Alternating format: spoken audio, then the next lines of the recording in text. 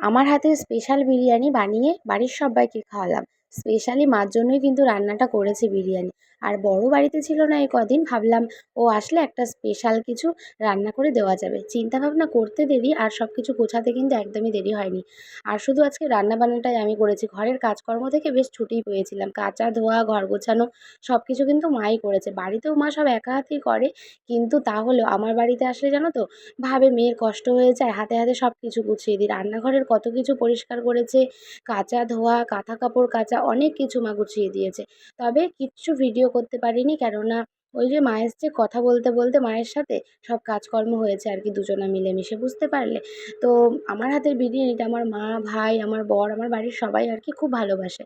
আর আমারও এই জন্য বানিয়ে খাওয়াতেও বেশ ভালো লাগে। বাইরের বিরিয়ানি আর আমার বর একদমই পছন্দ করে না। যদিও বা কিনে নিয়ে আসি, সেটা আমিই খাই।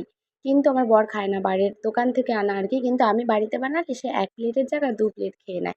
বিশ্বাস করো, এতটাই ভালো হয় খেতে। নিজের প্রশংসা নিজে করছি ভাবছো? না গো, একদমই নয়। যেটা সত্যি সেটাই। আর দেখো তো, তোমরা দেখেই বুঝতে পারছো কতটা লোভনীয় হয়েছে আর কতটা টেস্টিও হয়েছে। খেতে এত দারুণ হয়েছিল, তোমরা তো সেটা যাদেরকে খেতে দেবো ওদের মুখ থেকেই শুনে নেবে। তো চলো প্লেটিং করে নিই এবার, আর আমরা সব একসাথে খেয়ে নিই। আজকে ভিডিওটা প্রথম থেকে শ্যুট করেছি শুধু বিরিয়ানি দিয়ে। এক্সট্রা কোনো ভিডিও আমি ক্লিপ করতে পারিনি বা তোমাদের সাথে শেয়ার করতে পারিনি। আর আমার বিরিয়ানি দেখলে না বেশি বেশি খিদেটা পেয়ে যায়, জানো তো। তো চলো, এখন বাজে ২:৩০, আর খাওয়া দাওয়া করে নিই এবার সবাই মিলে। আর তোমাদেরকে রিভিউ দেবে যারা খাবে তারাই, আমি কিছু বলবো না। তো চলো, দেখতে থাকো। খাও, সবাই খেয়ে বলো কেমন হয়েছে। কেমন কেমন বলো মা। শোনো, লেগ পিসটা খা।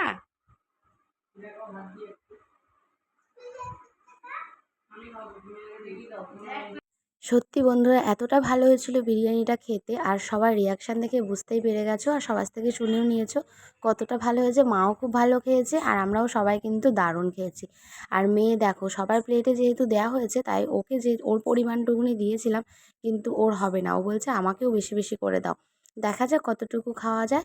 আর আমি দেখো নিয়ে নিয়েছি, চলো আমিও এবার খেয়ে নিই। আর বেশিক্ষণ কিন্তু বসে থাকা যাবে না আর কি, বিরিয়ানির সামনে নিয়ে বসে থাকা অসম্ভব ব্যাপার।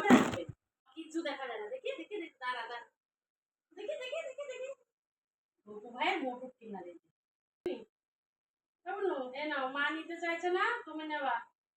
নিস না সোনা, দিয়ে দে, দিদুনকে দিয়ে দে, দিয়ে দাও। বলো মা নিয়ে আসবে, দিয়ে দাও, দিয়ে দে, দিয়ে দে। নিতে নেই, টাকা কখনো ধরে হাতে? এ বাবা, থাক, আর দিদুন আসবে না রাগ করলে। দিদুন চলে যাবে বলে দেখো মন খারাপ, ভূতের মতন চুলগুলো হয়ে গেছে। দিদুন যাবে তাই মন খারাপ। আবার তো সামনের সপ্তাহে আসবে। হ্যাপি বার্থডে সোনার, আবার হ্যাপি বার্থডে। আবার গপু ভাইয়ের জন্মদিনে আসবে। দেখি দেখি কেমন রাগ হয়েছে, দেখি দেখি কতটা রাগ হয়েছে। মেয়েকে না হয় আমি এখন সান্ত্বনা দিচ্ছি, কিন্তু আমারও সেই ছোটোবেলার কথাগুলো মনে পড়ে যায়। আর কতই না হাসি পায় এখন, জানো তো। যখন আমার ঠাম্মা দাদু বা দিদা দাদু আমাদের বাড়িতে আসতো, যেহেতু আমরা অনেকটা মানে আলাদা জায়গায় থাকতাম। আমার মানে গ্রামের বাড়ি ছিল, সেখানে দাদু ঠাম্মা থাকতো, আর ওই একই গ্রামের মধ্যে আমার দাদু দিদাও থাকতো।